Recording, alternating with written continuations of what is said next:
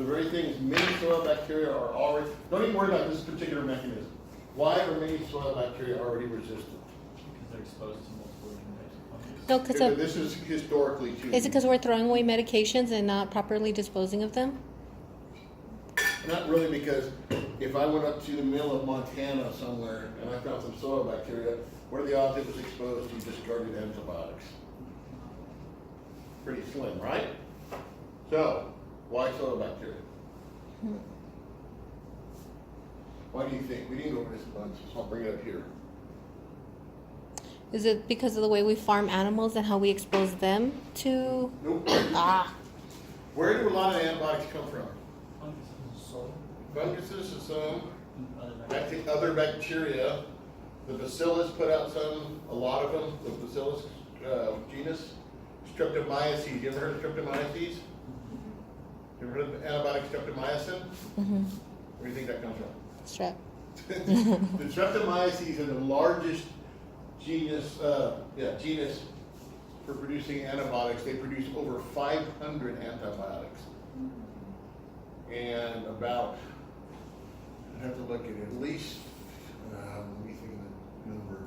A huge number of the antibiotics we use actually come from streptomyces. Some of them we can't use because they get degraded or whatever. But they live in the soil too. So if you're a soil bacteria, would it be advantageous for you to become resistant to antibiotics? Well, yeah, but I mean, if it's a soil bacteria, it's not as pathogenic as something that would. But you're see that's why you're thinking of it strictly from a medical and a pathogenicity. So let's talk about the soil bacteria, non-pathogenic. And then you've got a streptomyces over here, and you're kind of filament looking.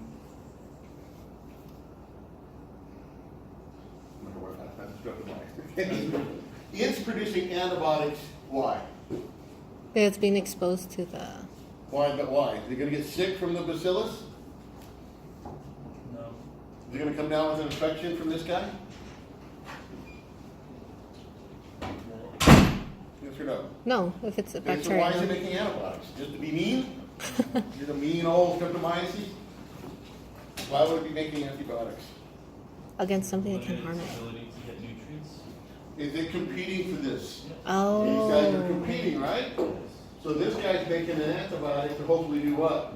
kill it. Kill this guy off, and that'll give him an Edge. advantage, right?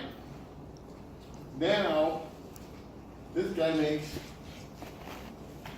a resistance mechanism that prevents this antibiotic from working on him. Now what has he just done to that? It's a survival. Now who's got the advantage? Well, now they're on an even playing field, right? For the most part, but this one might even have a little bit more of an advantage than this one. Why? Just Just because, we'll say even playing field. There's actually some reason it might have a little bit more of it. But it's taken away the advantage this one has done. So it's purely a competition. All those antibiotics are not, they have no big deal. Evolution never thought we'd be taking them, right? It's strictly an antagonistic relationship between them. All right, good. Well, so extra credit or no extra credit? I don't know, you didn't answer. That was interesting. Funny. Did we got the call form? Yeah, we started. That was the last slide we did. Oh no, down more, up more, up more, up more, up. I'm sorry. The other direction? Yeah, Oh, they were that one. those? That one. Okay. That was the last one we did. I didn't think we were. I'm freaking out. Oh no, we found yeah.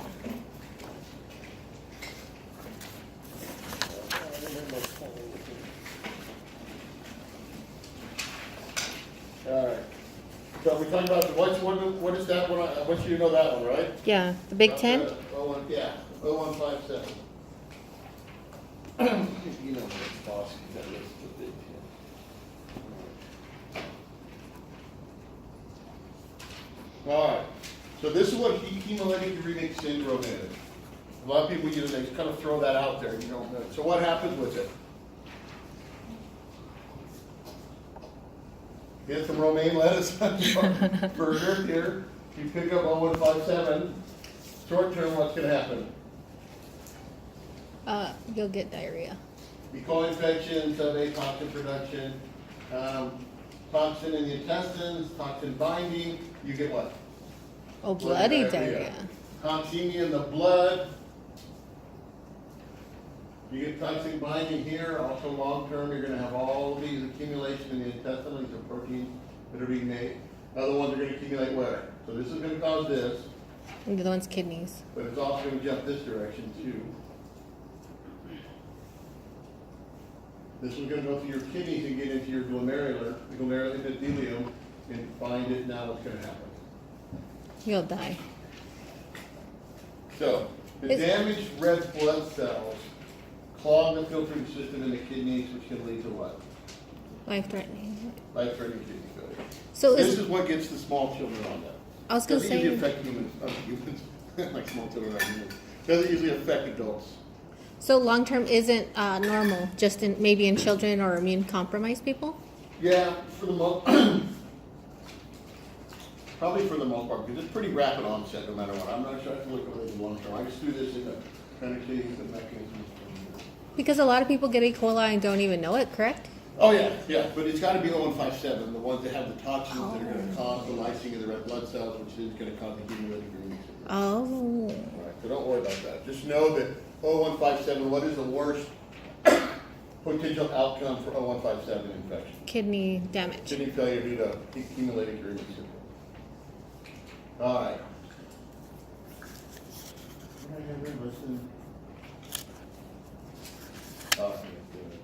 Alright, Klebsiella. Okay? Digestive and respiratory system of humans and animals. Pathoprotection from phagocytosis. This is one of those opportunistic ones that we talked about. We actually we have this in the lab. Don't like to use it too much, but we might use it one of these days. Okay, come up here. You have to be pretty immunocompromised. It's called Klebsiella pneumoniae. This one we're talking about, most commonly isolated pathogenic species. It causes pneumonia, so just know that. Okay. And that's the one you don't like, or the other one? Well, no, that's one we use. That's the most common one. That's common. So it's not really not that bad. All right, here's that capsule staying around it so you can see it. All right, coliform Enterobacteriaceae serratia. This one is clinically important too. Produce red pigment, would grow at room temperature. Is that something unique to this? Would I remember that? Yes, yeah, that's probably going to be on the Yes, test. that's right. Very unique. Can grow, but this is the part right here, what I'm talking about. Can grow on catheters, saline solution, and other hospital supplies. Oh. So it can grow in places it's not supposed to be growing. Approximately 30 to 50% of patients with serratia urinary tract infections are asymptomatic. Symptoms may include fever, frequent urination, diarrhea, cystinuria, and pain upon urination.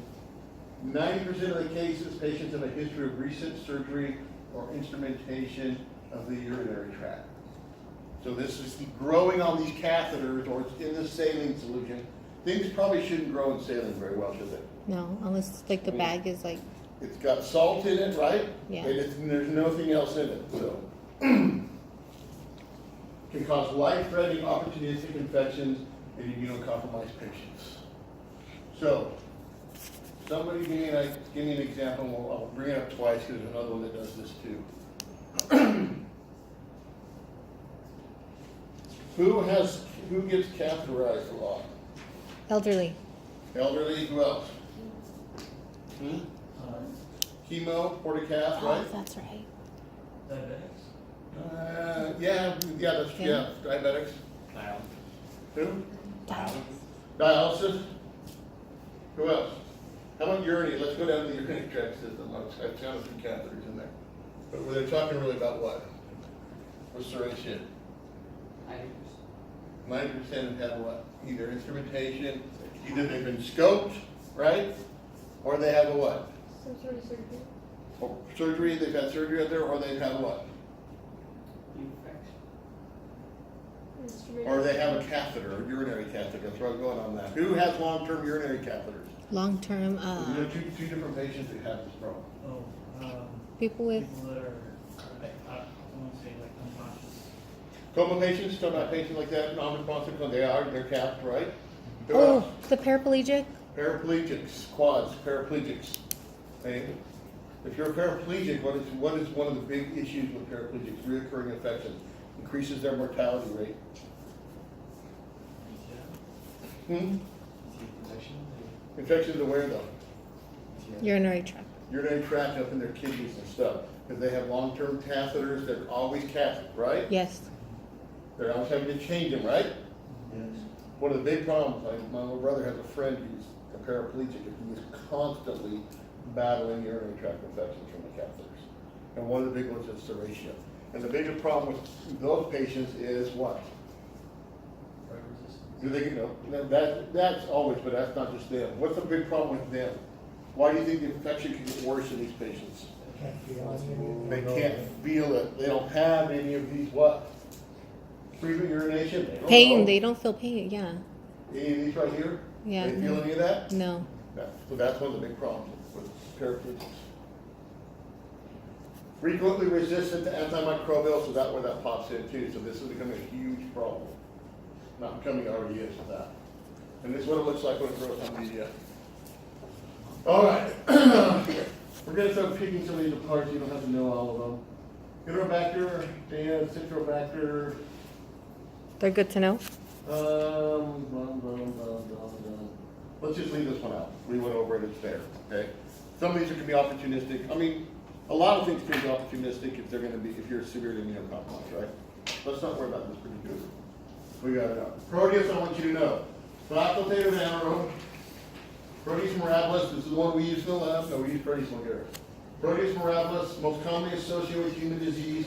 And again, right here, this is the other one I wanted to talk about. Associated. Associated with urinary tract infections in patients with long-term urinary catheters. This is the really bad one they come down with.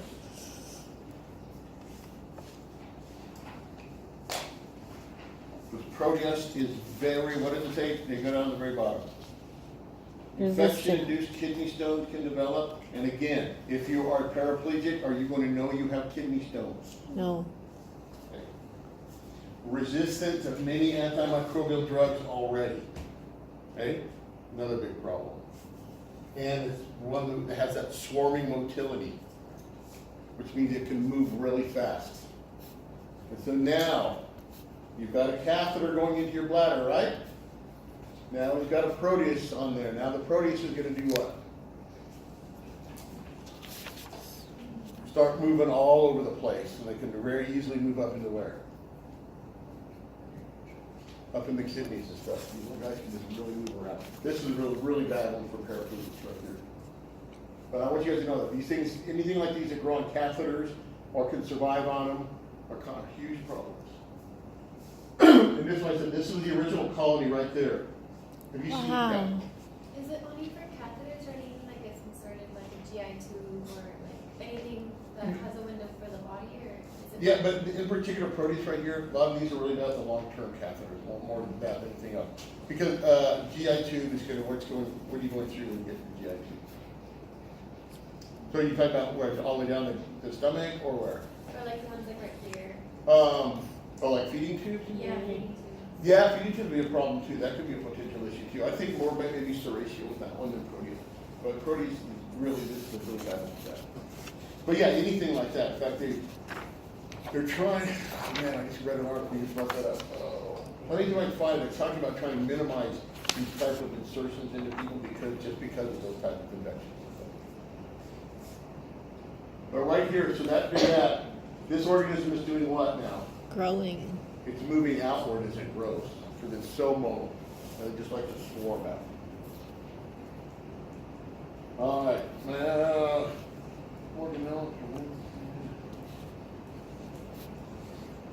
kidney stones. Again, here's another one with urinary tract infection. But the problem they're talking about too with the catheters, well, no, because the feeding could be an issue. Maybe look into that a little bit more, because that's permanently in there too. I think anytime you have anything that's permanently inserted inside the body broken, this can be an issue. All right, let's not worry about this. Truly pathogenic. These were the Enterobacteriaceae, the other ones were the what? opportunistic pathogens, these are the true pathogens. True pathogen means what? They can make us sick? If you get exposed to this, you're going to get what? Sick.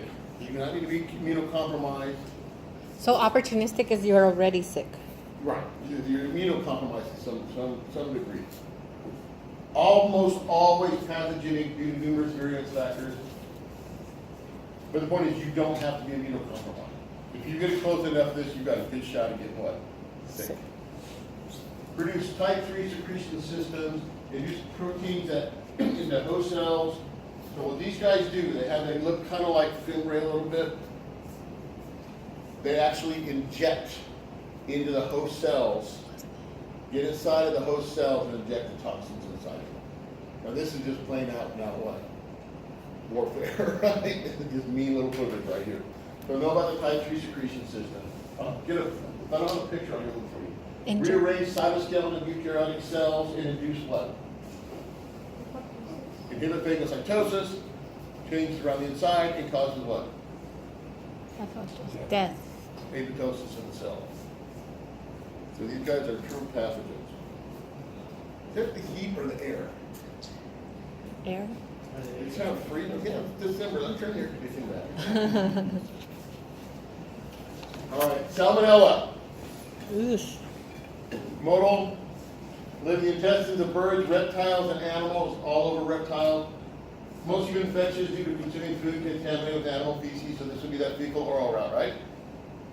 Poultry and eggs are also common sources of salmonella, which is why we do what in the U.S.? That's true. Did we talk about eggs in here? Not so much, do we? Did we?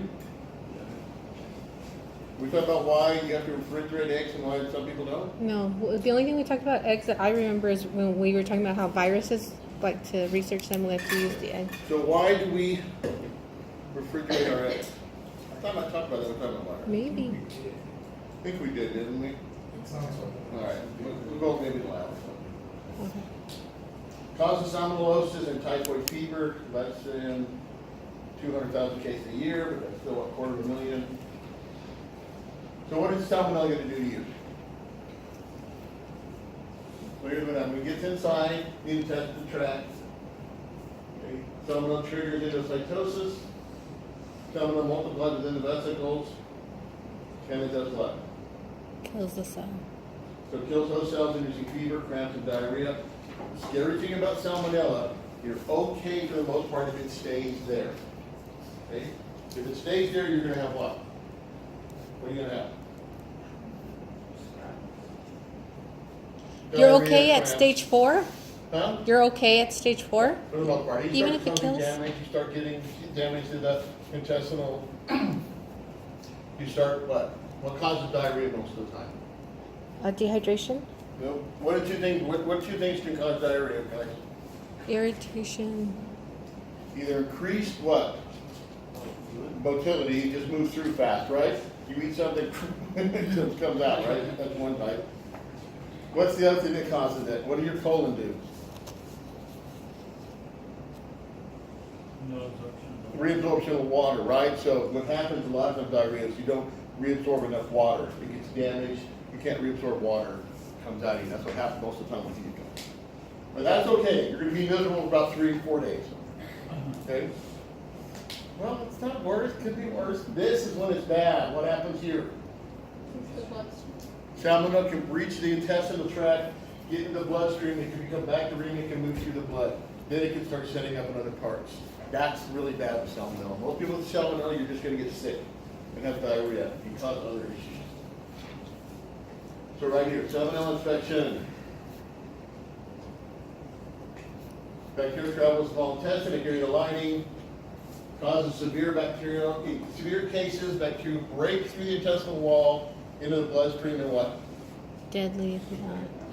And salmonella can be fatal. A lot of people don't think that. It's rare, it doesn't happen very often, but it can. Okay? So, symptoms, 12 to 72 hours. Again, quit blaming the place you had dinner at.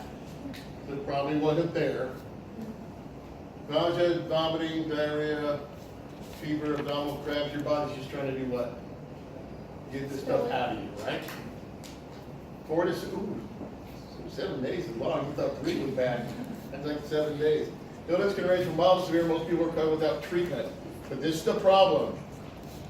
Infants, elderly, people with impaired immune systems, it can get systemic harm. That's the problem about this. Would you treat this mild illness with antibiotics? No. No, No. probably not. That's going to be for severe cases. You don't have to worry about that. By the time you get an appointment to get to the doctor to get the antibiotics, it's probably already what? Probably already cleared up. Anybody use the urgent care in this town? Any of the urgent care places that popped up? They work pretty well? Oh, right. My parents live in Albuquerque. They have an urgent care. From there, they went to there and they said, well, do you have an appointment? No, this is urgent care. Oh, well, they have like a 3-hour waiting time. Very careful. I'm not quite sure where the urgent comes into your else. In Dallas, you could save your spot in line and not have to be at the clinic. Well, out in Providence here, who works, anybody here work in Providence? Are they the ones that say you can schedule? How do you schedule an emergency? I think I'm going to fall down and break my leg tomorrow. I'm going to go and schedule an emergency. I don't understand. I'm rather not like that. Okay. Salmonella, this is the bad one, typhoid fever, caused by Salmonella enterica subtype typhi. Okay? Humans are the only host for this. Okay? Carriers are often asymptomatic. This is the problem with this one. This is the most severe form. Bacteria ingested in contaminated food or water. Bacteria passes to the intestine and into the bloodstream. This one likes to get inside of the bloodstream and cause that systemic infection. So phagocytic cells ingest bacteria carried to various organs, causes gastroenteritis, bacteremia, peritonitis, about 400 cases a year. This is typhoid Mary. Anybody remember typhoid Mary? Oh. Anybody ever heard of typhoid Mary? Yes. No? Yes. How many people have heard of typhoid Mary?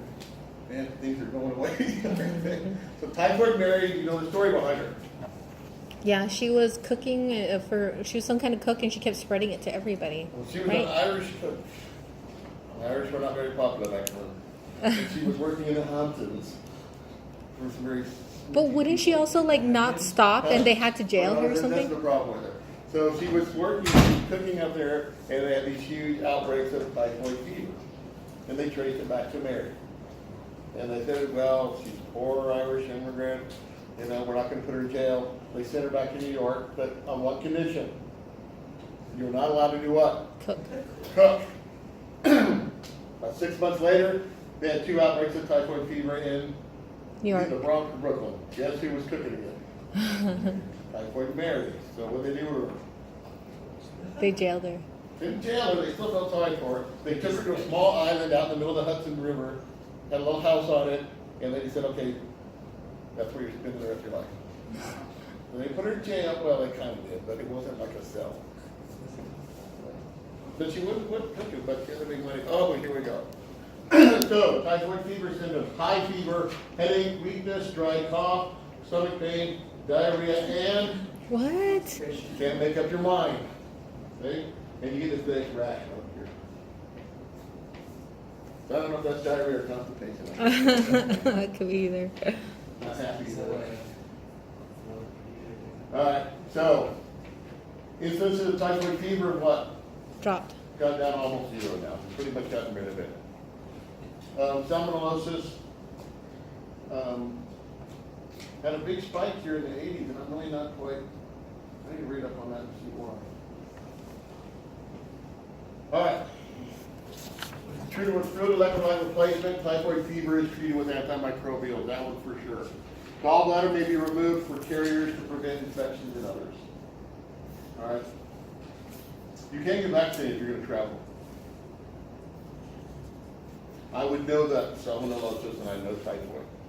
Right? Shigella, oxidase negative, non-viral pathogen, primary parasite of the digestive tract of humans, produces diarrhea-inducing enterotoxin, forced well-defined species, dysenteria, Flexnerium, Fortii, and Sonii. Let me just open this up. So just know the 2 that cause severe dysentery. So it's going to be Sonii is gonna be the big one. In industrial. I think what's the one, Flexnaria is the one in development. So what is severe dysentery? Diarrhea, isn't it? Dysentery, diarrhea. What is the difference between diarrhea and dysentery? Oh, bloody diarrhea? Bloody diarrhea. Dysentery, you actually get blood and diarrhea. This is severe. Shigellosis is not pleasant by any stretch of the imagination. Associated with poor hygiene and sewage treatment, people ingest the bacteria present on their own contaminated hands. Ugh. Always wash your hands. Person-to-person spread is possible. Okay, the better thing about this is what? Shigella, it gets endocytosed, multiplies, Shigella invades neighboring epithelial cells, thus avoiding the immune system. Mucus, abscess, what? An abscess forms, epithelial cells are killed by the infection. The difference here is what happens? What's the difference between this and salmonella? That could be a good extra credit question. Well, for one thing, it's not going to your, But why not? Well, like, isn't it with salmonella? It seemed like it only just stayed within one like cell, where this one just keeps spreading. It might, it probably does, but look here. Capsule Let me go maybe? back quickly. So what do you guys think here? What is the difference? capsule, oh, the fimbriae, or, Gets in the bloodstream there, right? yeah, And you get what? Bacteremia, right? uh-huh. What is the difference with Shigella? Oh, doesn't it get It's a phagocytosis? Fortunately, what happens when it gets in the bloodstream? No bacteria. It's quickly eaten. Gets very quickly phagocytosed by neutrophils and macrophages and stuff, so then you don't get bacteremia from Shigella. Quickly. All right, Shiga toxins secreted by Shigella dysentery stop protein synthesis of host cells. This is the one that produces what? The really bad one. So know this one for sure. Just know this one. This one. Not going to worry about Flexnaria or Sonii. No, Shigella dysentery. Why it's important? This guy makes you miserable. I know one person that had Shigellosis and it was bad. All right, Shigellosis is typically self-limiting though. So what is the treatment for all of these? What is the treatment for all self-limiting diarrheal diseases, regardless of cause? Let it run its course. Electrolyte and fluid replacement, that's it. You're seeing, you know what this one is. These are all intestinal, right? Salmonella, Shigella, right? Mm-hmm. The true pathogen, normal pathogen of animals. 3 important species, all contain virulent plasmid. Adhesions allow attachment to human cells.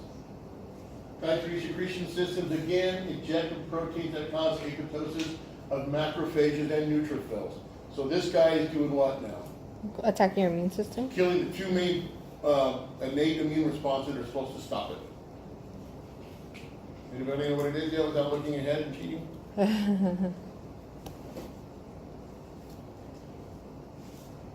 Acquired from consumption of contaminated food or water causes inflammation of the intestine. This is Yersinia enterocolitis. Yersinia pseudotuberculosis causes one thing what's going to cause.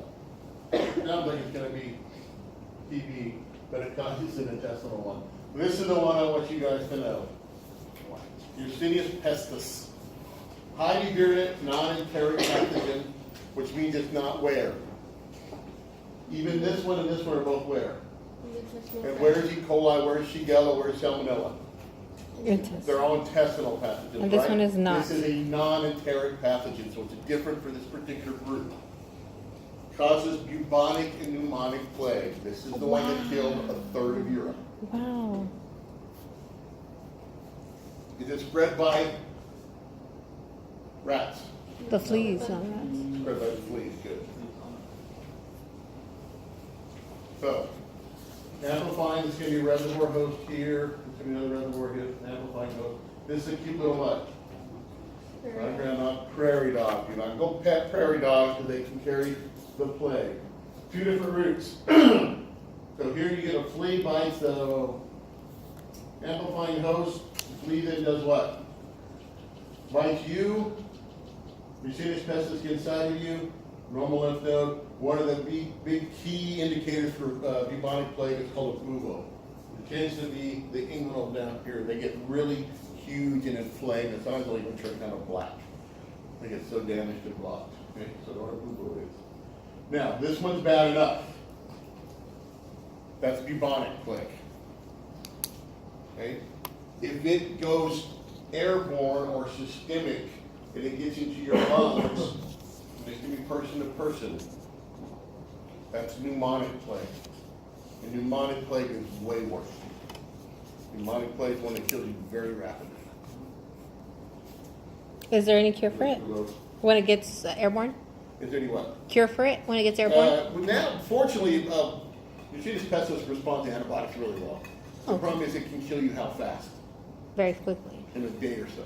Oh, wow. So, Bubonic or pneumonic? either one actually. Pneumonic's gonna be worse though. So there's the bubo on that kid. Look, I mean, that's a lymph node. All right, diagnosis and treatment must be rapid, fast progression, and deadliness of the plague. That's the only downside to it these days. Can't you, there's several cases of plague every year where? You wanna know where? Arizona. Arizona, the Four Corners area. 3 kids in Colorado got it somewhere. I need to look it up. It's a different type. It's not pneumonic, it's not bubonic, it's a different one. I gotta figure out which one it is. Characteristic systems are usually diagnostic, and that's the good part. It still responds to treatment very easily. So it's kind of a double-edged sword, right? The good side is what? Responds to treatment. The bad side is you gotta what? Like a few hours. Gotta catch it quick. All right. So these are all the common members of the Enterobacteriaceae. Coxiella, Yersinia. Oh, man, we don't have much time. Multiple small, let me see. The only one I kind of wanted you guys to know on this is, so I'm not going to put on the test, but we'll go through it real quick. It's Pasteuralaceae, multiple inflammation. What do we wanted? Here's this one right here. Haemophilus influenza. Small flea-borne bacteria require T and NAD for growth, colonized mucous membranes in humans and some animals. Some species are opportunistic infections. But go ahead in here, right here. This is one I want you guys to know here. Right? Haemophilus influenza. Why do you think it's called that? Most strains have a capsule that resist phagocytosis. Type B is the most significant strain. Common cause of meningitis prior to the vaccine. Again, you get a vaccine for it here.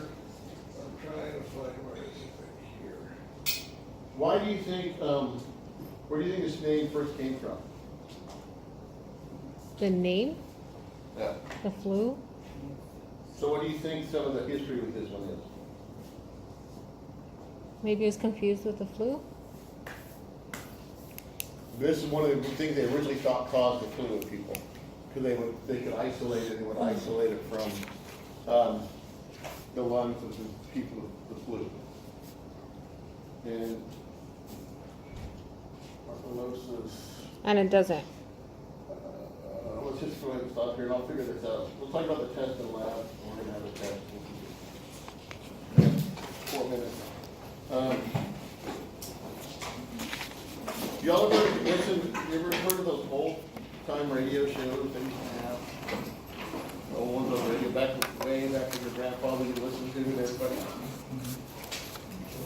Okay, so Uh-oh. just say, let me just suffice you. Before they had the internet, before they had television, they had radio. And they used to have these shows. One of them was called Dr. Kildare. Anybody ever heard that name? Shoot. I was just happened to be listening to it the other day on the satellite radio. And they had a patient in there and he had the flu and they said, what did they say? They diagnosed him with the flu because they were able to isolate what? The This virus? is back in the 50s, early 50s. Haemophilus influenza. They had found it in his lungs. So that's what it hadn't been that long, they thought that somebody used Haemophilus. I thought it was very interesting. Go away.